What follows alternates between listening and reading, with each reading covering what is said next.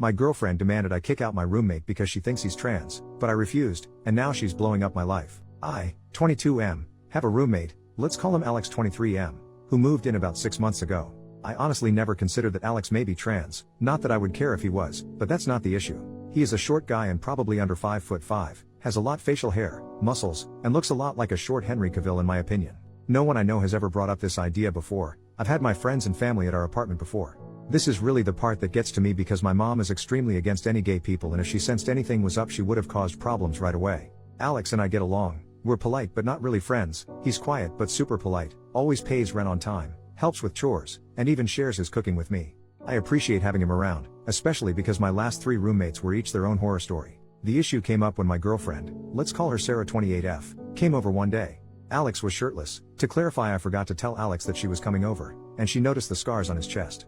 After that she was quiet and short with me her entire stay there. When she got home, she blew up my phone, asking why I had a female living with me.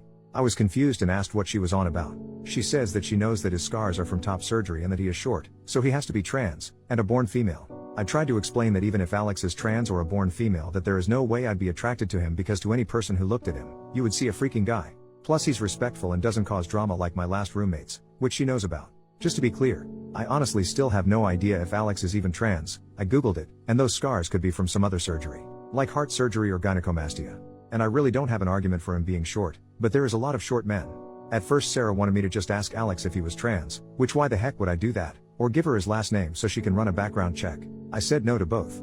Then she said this was a violation of trust and that if I didn't either find out if Alex is trans, and kick him out, or just kick him out that she would have to reevaluate things. Basically threatening to break up.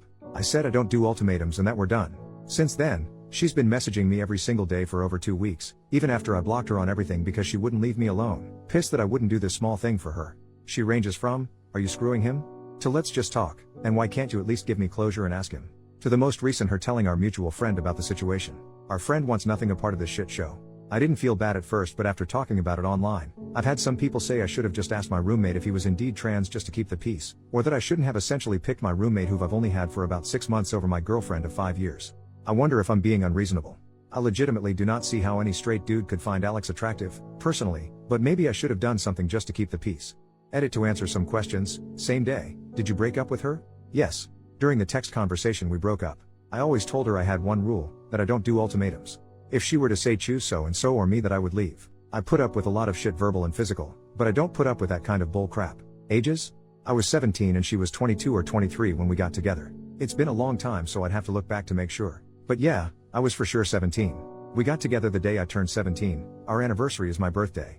We couldn't get together before then because of the age of consent in my state, which I get now is really messed up. I don't know if it helps, but we have known each other our entire lives. My mom is her mom's best friend. When my mom worked, I would go over to Sarah's mom's house so I wasn't alone. We started talking and flirting when I was about 15 or 16 but didn't cross any physical lines until I turned 17 because I didn't want her to get arrested. I get that sounds bad. I really do. But at the time I didn't see it as bad. Just in case it is asked, our moms encouraged it. Why would you want to be with someone like that? I don't. I really don't. I didn't realize it was transphobia until some people here talked to me about it. I thought it was just her being jealous. But I get how messed up it is now.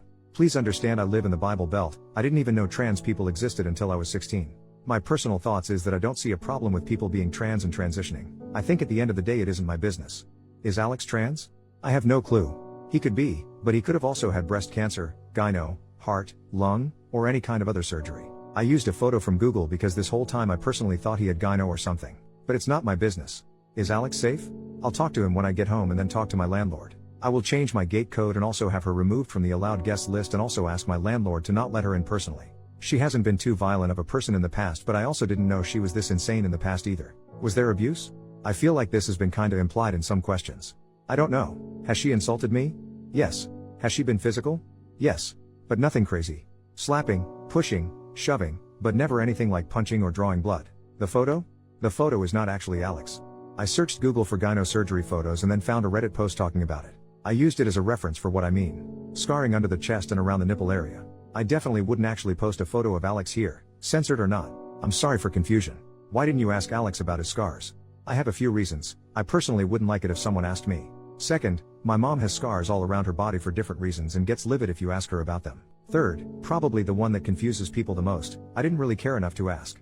I was curious but not. I just thought and then went on with my business. Small update, next day, I talked to Alex. I got advice saying to be upfront and tell him what's up completely, hide the trans part, and that I just shouldn't tell him. I don't know if this was the right thing, but I just told him, because once I was face to face with him I couldn't really help but do it. To clarify, I did not ask him about his scars or mention that specifically. I said my ex-girlfriend was under the impression he was a trans person, made sure to say I didn't care if he was or wasn't, and that I broke things off, changed the gate codes, put her on the do not let in list, all that drama.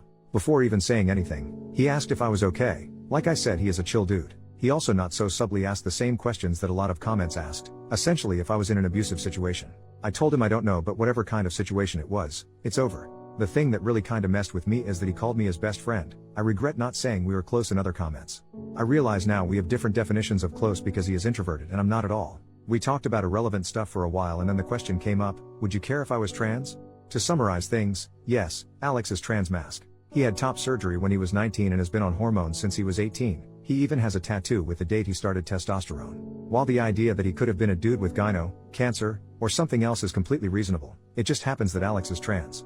And I don't care about that, Alex is Alex. I did show him the post and got permission to update things. I would not have otherwise.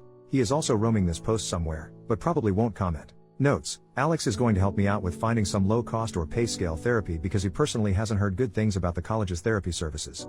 Like everyone else has said, yes, it was abuse. I see that. I will also hold higher standards for myself in the future. Alex sent me the information for the therapist he sees and I'll contact them in the morning. The landlord knows there is a domestic incident and I trust him when it comes to making sure my ex doesn't show up. The do not allow list was made in mind for this reason. I am not ready to talk to my mom about this, but I hope with some therapy and time I will be. She knows something is going on, but she believes this is a break and not a breakup. Sorry if this sounds like rambling, it is. This has been a rough couple of weeks, my brain is fried and I'm tired. Keep in mind, I'm still a full-time student during this. I also have to keep my grades up for my grants, scholarships, government aid, etc. I do read all comments, even the not so good ones. I will try to respond more before I sleep tonight, but just know even if I don't reply, I have read it.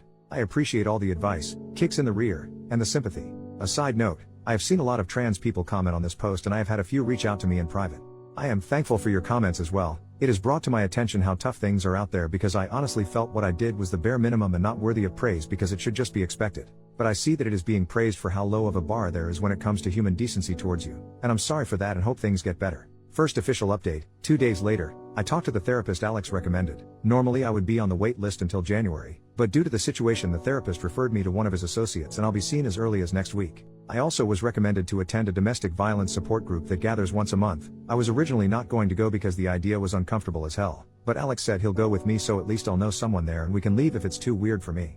My mom is aware of the breakup, and she is not too happy. I did not mention the trans part. I said that Sarah was being controlling and I didn't want to put up with it anymore. Got the usual, that's a normal part of any relationship comments, but I stood my ground. My mom seems to be under the same delusion as Sarah that this is a small argument or something and we will get back together. But that is absolutely not happening. I don't really talk to Sarah's mom, so I don't know her thoughts on the matter. The landlord is aware of the situation and will not let Sarah in, should she try to show up. If you don't have the gate code, you have to go to the main office and the employee, landlord's son, will buzz the person in if they are on your accepted people list or call the tenant and ask if they aren't on the list. If the individual is on the do not let in list, especially if it involves a criminal matter, they will be asked to leave. If they don't leave, then it becomes trespassing. I know this sounds like a lot, but the security is why a lot of people live here. Notes after reading some comments, I am sorry for trivializing my abuse. It still feels weird to say abuse, but I do know that it is abuse. Slapping, pushing, and shoving is physical abuse, and if another person came up and told me their partner was doing that, I would call it abuse. It's not that I don't think women can be abusive, but as I said in one of the comments, I don't view it as abuse when it's towards me. This is probably due to being abused by my mom, which I'm going to get help for. For reference, when I mention my mom's abuse, it's why I'm low contact with her. The reason why I was extremely underweight as a kid is because she just straight up didn't feed me a lot of the time. CPS got called a lot, but never did anything. They also didn't take any claims by my teachers that I was being abused as creditable because there were no marks or bruises, which has warped my view on abuse.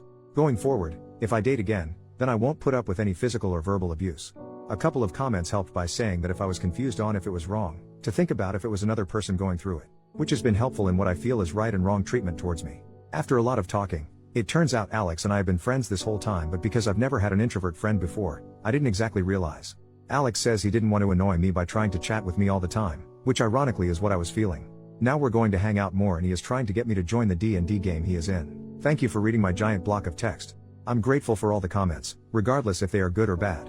I do read all of them. Second update, 7 weeks later. Hey everyone, I'm really sorry it's taken so long to update. I've been focusing on my mental health and keeping up with school, but overall, I'm doing better than I ever have. I've been going to therapy every week, it'll be every other week starting in January, attending a domestic violence support group every other week, playing D&D weekly, and I've made several new friends through the support group and D&D. Honestly, if it weren't for Alex, I'm not sure I'd have made it this far. He's driven me to therapy, gone to the support group with me even though he didn't need to, got me into D&D, and introduced me to his friends, who are now also my friends. As for Sarah, who I regret giving that fake name because one of my new friends has the same name, she's in jail. After my initial post, Sarah tried to show up at my apartment, but because she was on the do not let in list, she wasn't allowed in. Instead, she waited for another resident to open the gate, ducked behind their car, and tried to sneak in. She was caught immediately, and the landlord called the police to issue her a formal trespass notice. After that, I began the process of getting a PPO, personal protective order. A week later, Sarah was arrested on charges unrelated to my apartment. She was arrested for trespassing, after warning, resisting without violence, and disorderly conduct. She's currently in jail, awaiting her court date. It's likely not going to go well for her since she was already on probation for a second DWI/DUI, and one of the conditions of her probation was to not break the law. How do I know all this? A mutual friend posted it on his Snap story. More good news, my PPO was approved on Monday. It took too long in my opinion, but whatever, it's finally done. Now, for some difficult news, I'm officially no contact with my mom. I know, logically, this is the right decision because she's not a healthy person, but it still hurts. After talking with my therapist and in support group, I realized that my views on healthy relationships and abuse were really warped, especially by my mom. I know some might say it's important to forgive her or at least give her a chance to change, but I just can't. I can't bring myself to forgive her. She neglected me as a child, physically and verbally abused me into adulthood, and even encouraged me to date an adult when I was a minor. After reflecting on everything, I also can't bring myself to say I love her. I realize I only felt that way out of obligation and pity. My mom was taken advantage of when she was a minor, which led to her pregnancy with me, and I do feel bad for her. But instead of seeking help, she chose not to. Now, I'm using her as a reverse moral compass. Whatever she did, I now try to do the opposite. This Christmas, I'm spending time with Alex and his family, which I guess is now also my family. I'm really thankful for the continued support from all of you, and I'll try to provide more updates moving forward. Relevant comments. Commenter, I am really happy for you. I know this is an odd question, but are you and Alex just friends or? OP. Admittedly, I don't know how to answer this properly and I don't even know if I want to answer it. While almost all of the comments on the initial post were overwhelmingly positive, there were some negative comments who teased that I must like Alex or something. It also felt upsetting because it was implying that I only did the right thing because I must have had feelings or must have been screwing Alex. But on the other hand, I'm not ashamed of Alex and shouldn't let those negative comments control me. I'm just going to say it here, and if anyone says anything disrespectful then I just won't respond. Very recently, as of a few days ago, I am now dating Alex. At first, we joked around about us pretending to get together despite my ex, but then it became less of a joke. Sexuality-wise, I'm not sure where I'm at. I realize now I didn't exactly find my ex attractive romantically or intimately. I mistook platonic, almost familial love for something else, plus I was being pushed to date her from the start. Even after finally having women friends, I really don't find them attractive in that way. The only one who I liked was Alex, which I realize doesn't make me straight, but I'm not sure what to call myself now. I'm taking this one step at a time.